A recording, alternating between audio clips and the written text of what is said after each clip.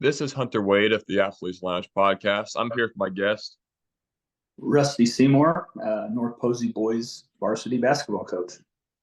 So, Coach, just going right into it. I know you don't have all your kids yet because North Posey's still wrapped up in football. But what do you think about your team so far from what you have seen? Yeah, we've had good showing during workouts.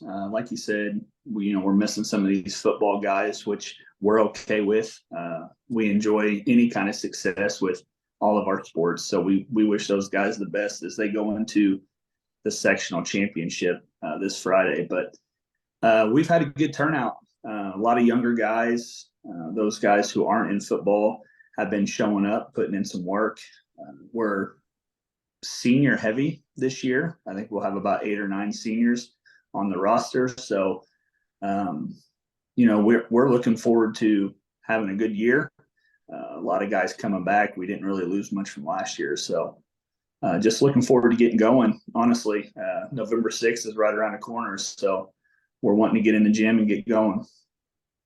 So, when you have that many seniors returning, is a lot easier as a coach knowing that most of the guys know their system already.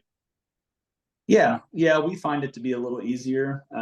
This is my 4th year, and I've kind of had this twice now. When I first took over, I was junior heavy 3 years ago, and then we had a huge senior class.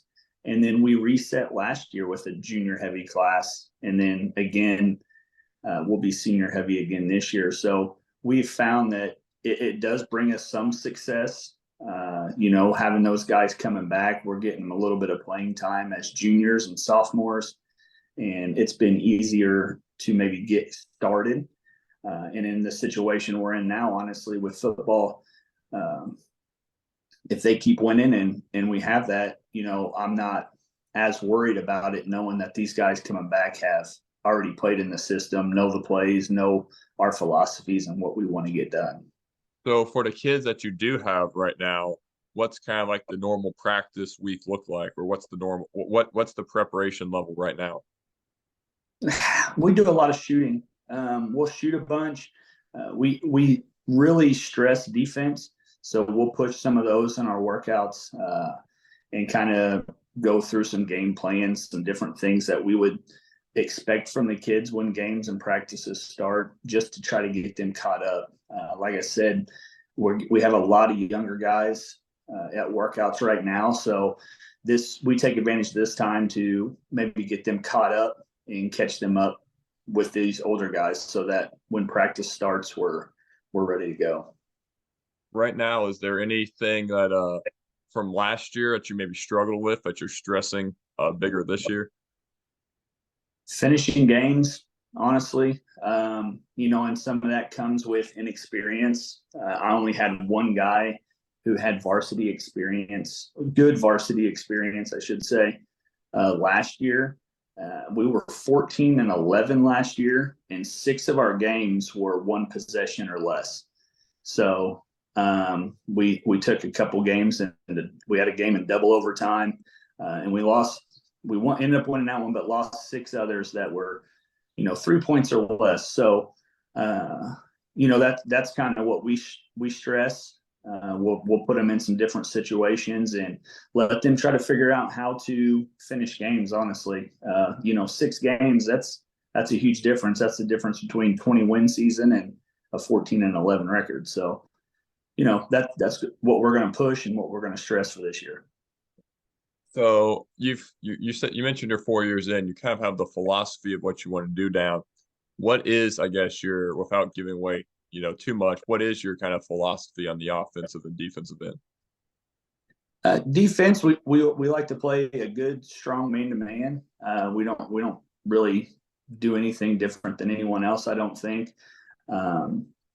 We do make it a main focus of ours. I want guys that are going to play defense. It's tough to do nowadays. You get a lot of kids that, they watch the NBA and they watch some of these guys, and it's all offense. It's all 3-pointers and dunks. And, being in a little 2A school out here in Posey County, we don't have a whole lot of guys that can showboat and throw the ball down like some of these guys in the NBA. But, they try to mimic games from these NBA stars. So I don't feel defense is really stressed at that level. So, that's probably our biggest headache is getting guys to focus on the defensive end and really just keep guys in front of them and keep them from getting to the basket. Offensively, we run a lot of motion. One thing I stress to the kids all the time is read and react. They hear that about 1,000 times a year, and it's just reading the defense. I want guys who know the game of basketball, who are students of the game, and they want to be able to adjust and do whatever they want, honestly, on the court. I tell my assistants all the time, when we're running offense, it's more of a motion. It's a 4-out, and we put them in positions where they have some freedom. So our offense may look different 4 or 5 different trips in a row, even though we're running the same thing. So it's their job to read and react. I think it makes us harder to scout and kind of know what's coming because we're honestly putting a lot of faith in them to do the right thing. So you mentioned that right now you're working on a lot of shooting, and that you mentioned that defense is important to you. Is there any skill? Out of all the skills, ball handling, basketball IQ, rebounding, which one is your I guess your most important skill that would get a kid playing time if they're really good at that? Of course, every coach wants their kid to be good at everything, but Yeah. you don't always get that. Yeah. Defense for us is what we would stress. Defense and probably what you said, basketball IQ. We want kids that are smart. We want kids that understand the game. And the rest of it comes into play. Down the road, you can always work on shooting. You can work on ball handling. You can teach them some of that stuff. But honestly, to read and react and to have a good basketball IQ is sometimes things that you can't really teach in a practice. So I guess flipping that, is there any skill that you're maybe fine with a kid lacking on as long as they have good basketball IQ and are a good defender? Yeah. I mean, we're going to have several kids that lack in other areas. I don't think when we walk into a gym, we're the most athletic team half the time. But we are probably the most hard-nosed team.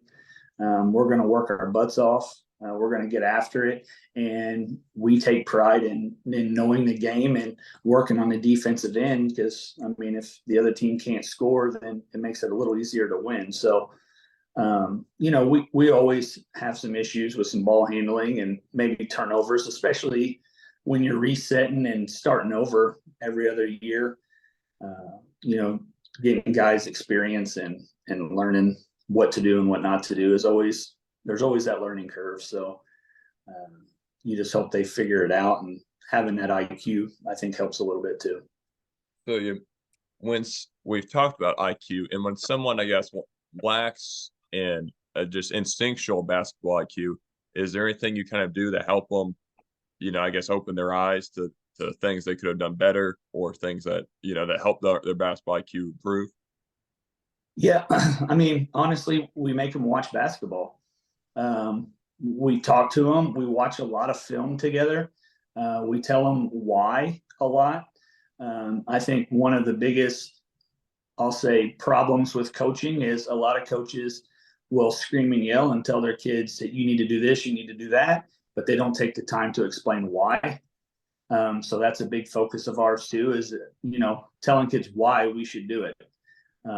Because I think that helps them understand, a little bit of the game. I'm not just wanting you to do it because I said so. There's a reason for it. And, if you can teach them the why for everything, that seems to help. So when because your team gets there late, and granted, there's a little bit of a easier, it's easier this year because more kids are, seniors. What's your kind of communication of them like at this part of the season? Just letting them know terminology you've added, or what's the procedure if the kids are still in football at this point of the year? Yeah, honestly, one of them reached out, Jackson Graff, really good receiver for our football team, and Liam Stone, who's the quarterback. Both of those guys are starters for us, and they're kind of what makes our football team go. And they've reached out in the last week or two, and were asking about basketball, and I was like, guys, don't worry about basketball. Like, go win a state championship, go do the best you can in football, and we'll worry about basketball later. And they know the system. They've been in it for 4 years now. They know the terminology. I did ask him. I was like, if you get free time, just shoot a basketball. Get a ball in your hand. If you're sitting at home, shoot at home on your hoop outside, or now it's tough to do as cold as it is outside. But just get used to having a ball in your hand. But I don't want them even worried about basketball. As much as I want to win every game, these first few games aren't that important to me. It's getting your team ready in March that really matters. I was gonna say, do the November and early December games kind of take a back seat, just trying to do you kind of use them like almost as a live scrimmage when you're kind of behind the curve on getting all your kids back? Yeah, right. And that's probably how we'll treat it. I mean, it's to be determined yet, I guess, if we have to push some of these games back or not. The football team does have about half our roster, so uh, it is going to be a little bit of hurry and catch up type of deal. But we'll treat them like that. We'll treat them as a scrimmage, and it's a chance to play somebody in a different uniform. And if we take a couple losses, it's not the end of the world. Everybody makes the postseason, so it'll be a good learning experience and something we can take into March. On the flip side of that, what's your numbers like on the freshman side? Pretty good numbers. I think we had 14 sign up, which is a pretty good number. It's hard to tell how many of those guys will actually show up. I mean, when I go down to the junior high, when they're eighth graders and I have them sign up, some of those kids, aren't going to show up on the first day. They're probably just wanting to get out of class for 10 or 15 minutes, and they play the game too. So that is kind of what we're anxious to see, is how many of those freshmen show up to play. But we do have pretty good numbers. We've increased our numbers just about every year since I've taken over. So altogether, I think we had 34 kids sign up for the program, which is honestly probably too many. So we may have to make some adjustments there. But we have good numbers. We're excited to see who shows up and who's ready to play. Is there any work at the junior high level to keep terminology the same and keep some basic concepts the same at the junior high level, so when they come up to varsity or in junior varsity, they're not shell shocked? Yeah, that's how we run it. I don't know if every coach would agree or disagree, but we try to keep everything the same. We have our base offense that we run. Now everybody has different plays and some different things that they like to do, but we try to keep a couple of the basics the same. Definitely terminology. I actually had a meeting with all of my coaches from fifth grade on. We meet on Sundays, and I hand some of that stuff out. I give them some stuff that we do, some different drills, the terminology that we use. I actually have a couple PDFs with some of the terminology that we use on defense and offense, so that they can start to preach the same thing we are. We're trying to build a system, and it takes time. This is year 4 for me, and we have seen some of this from our incoming freshmen, that it's benefited us a little bit, to where our freshmen coming in already know the system and can run some of the stuff that we run. So I do think it helps.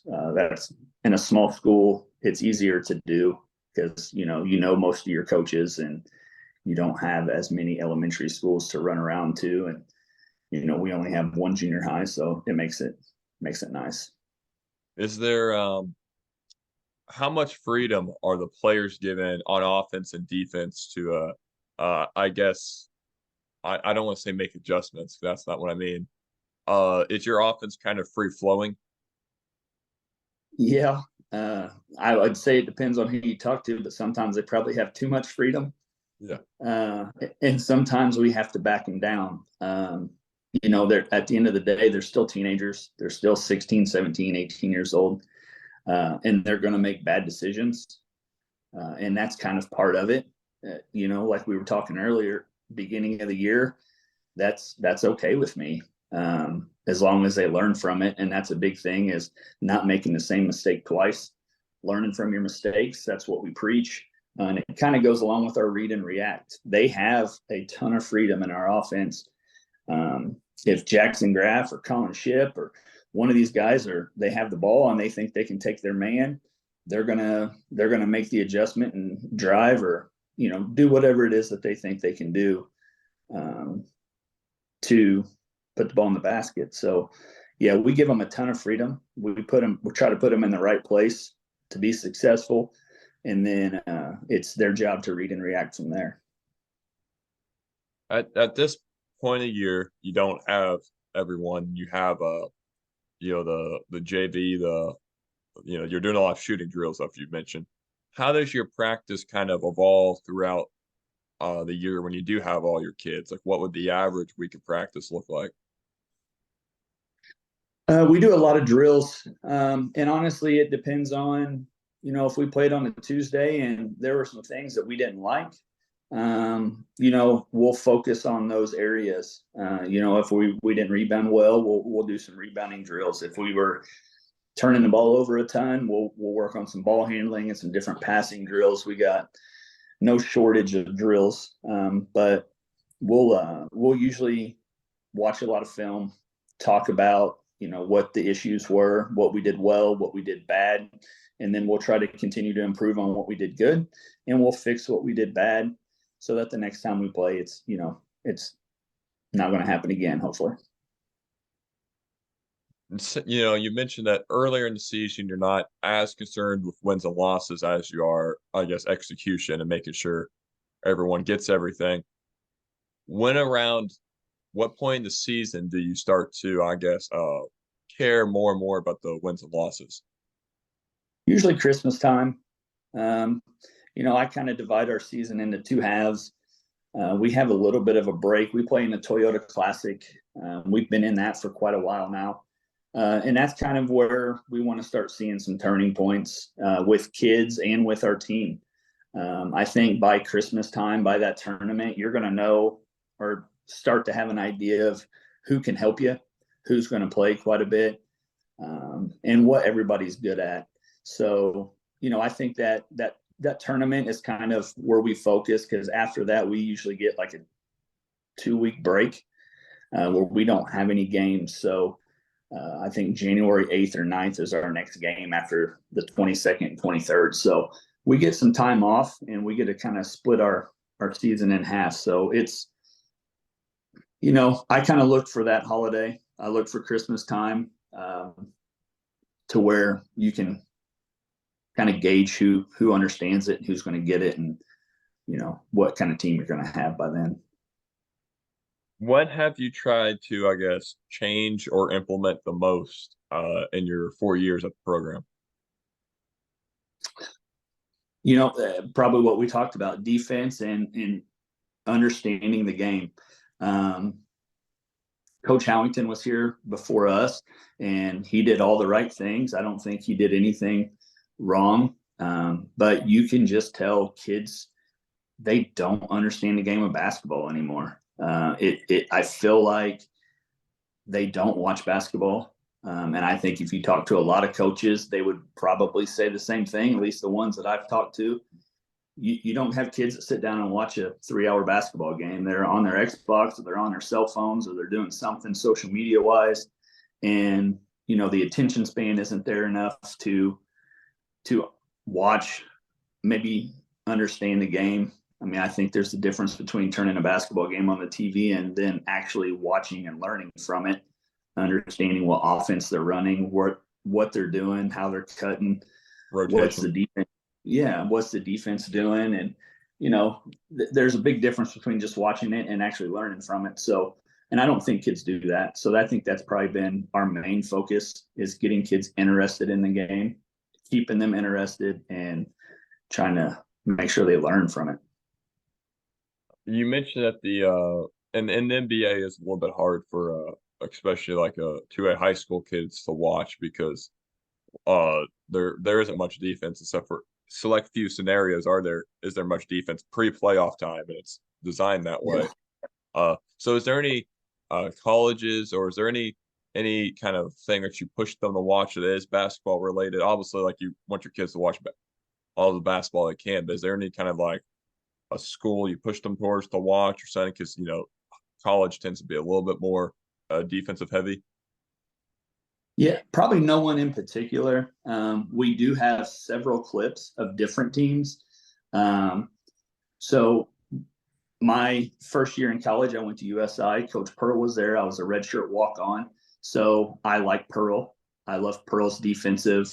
I mean, he's kind of a havoc kind of guy, like a smart, but they create havoc. And that's kind of some of the things that we want to do, is create chaos on the floor, because it usually benefits the defensive team. So we'll watch different things with them. Offensively, we look a lot at Michigan. I'm a Michigan fan. I'm actually a John Beeline fan. So we steal a lot of his stuff, some of his philosophies and different things offensively.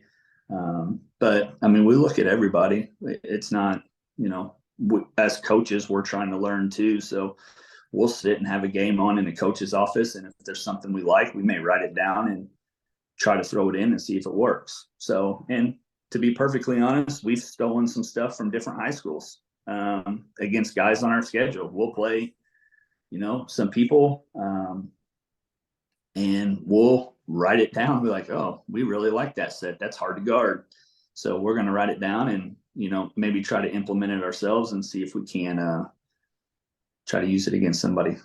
Yeah, you're not alone in that. Several coaches I've talked to admitted they steal when they have scrimmages or early season games, that they try to implement stuff other coaches use. Oh yeah, yeah. I would say last year we ran South Spencer's offense against them in the sectional. They ran it against us. They beat us pretty heavy. I mean, it's 20 points plus win, and they ran a few things that we liked, and we're like, holy crap, that's really hard to stop. And so we put it in and we used it in the sectional. We had them first round, and we ran some of their stuff against them because we liked it so much. So, I think all coaches were thieves to a certain point. Everybody's trying to find an edge and find a way to get better. So if someone's doing it and they like it, I think we all kind of steal from each other. So what's your team looking like height wise this year? We're not real big. 6'3", 6'4" is probably the tallest kid we have. Kylan Wathen, I think, is 6'4"-ish. We haven't really measured anybody yet. We'll usually do that first couple days, but yeah, we're not real big. We go guard heavy, which it causes some problems on our schedule. I mean, we've got a Heritage Hills with Sisley, and we have some bigs on our schedule. So we just try to create some matchup issues by going 5 guards and maybe spreading the floor and making those bigs guard us, so that maybe it will counter them going down to the post and usually scoring. So I guess, does that also play into your defensive scheme of getting a lot of pressure on the ball? Yeah, we apply a lot of pressure with press.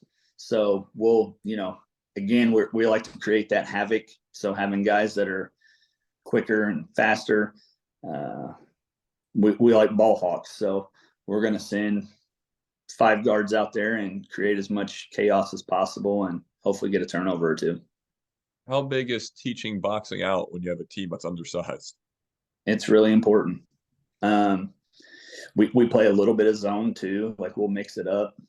We don't get in it a lot, but zone is really hard to rebound out of, and most people don't think that because all the guys are usually around the area. But people sneak in between the. Oh yeah, Yeah. Yeah, and it's hard to teach a kid who to block out when they're in a zone because they're just kind of standing and guarding an area, and there may be two guys in their area. So, um, it's hard being smaller. I think our guards do a really, really good job of rebounding. Colin Ship and Jackson Graff are our leading rebounders, and I don't think either one of them is 6 foot tall. So um, it's about being physical and just being hard nosed and not being afraid to go in there and bang around with some of the bigs. Would you agree that the high school level, uh, some kids that just want to hustle for the ball and just are insane when they're going towards the ball, kind of beat out height sometimes? I would agree with that. I think the will to get the ball is just as important as the height. It doesn't do you a whole lot of good to be 6'10" if you're timid and don't want to be aggressive to go get the ball.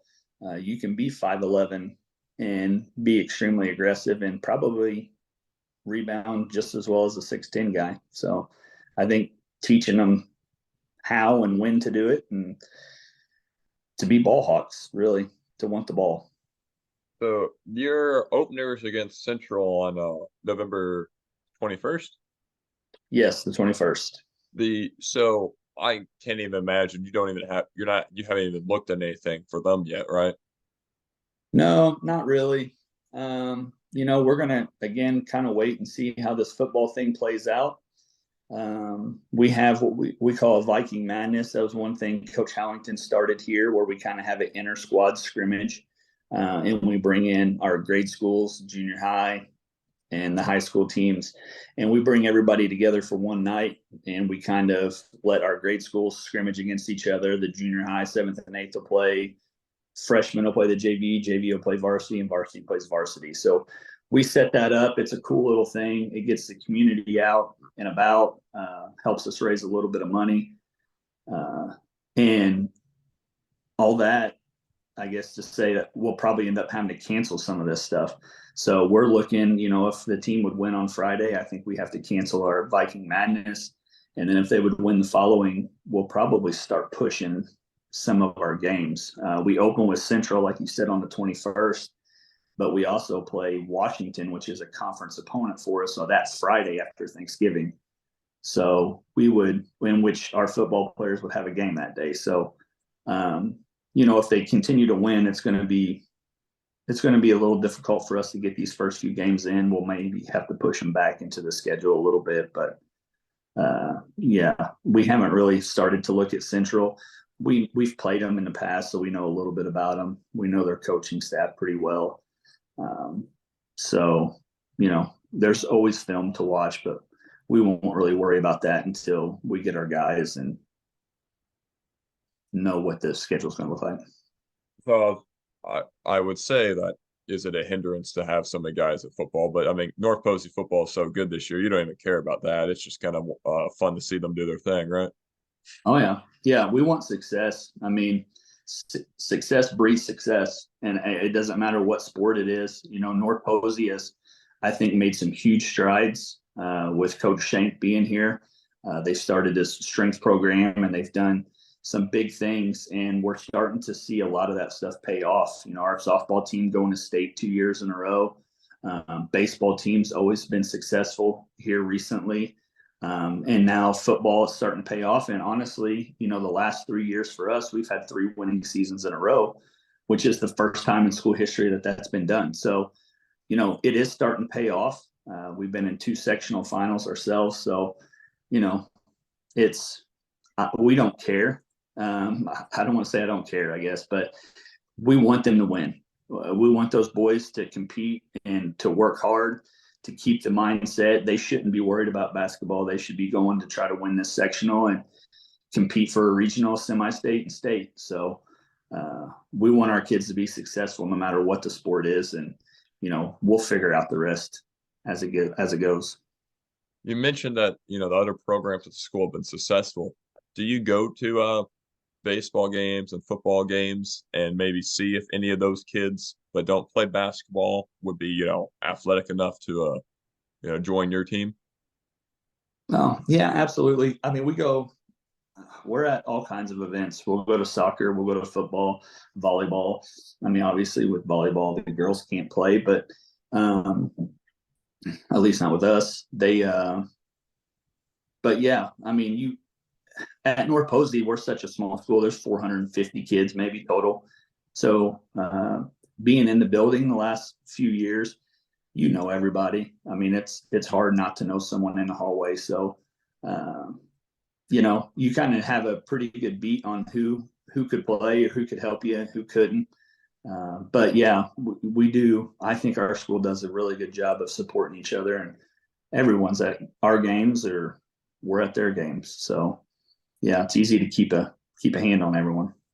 Well, that's really all I have prepared question wise. Is there anything you want to get out there or anyone to shout out that you want to get out there?